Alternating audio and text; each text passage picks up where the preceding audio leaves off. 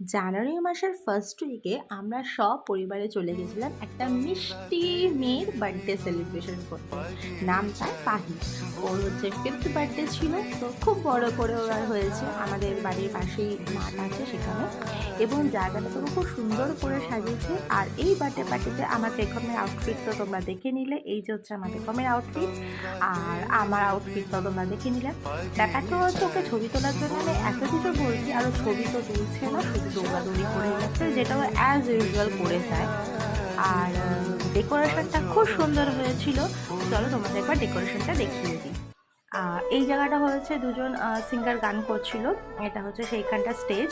আর এই সামনে হচ্ছে যেখানটা পাহি কেক কাটিং করেছে, প্লাস বসেছিল বিভিন্ন গেস্ট ছিল, সেটা ওই জায়গাটা।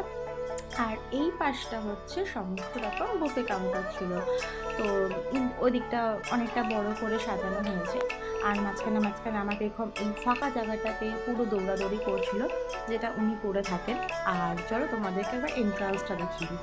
এটা হচ্ছে এন্ট্রান্সের জায়গাটা, এটা ঢোকার জায়গাটা ঠিক এরকম ছিল।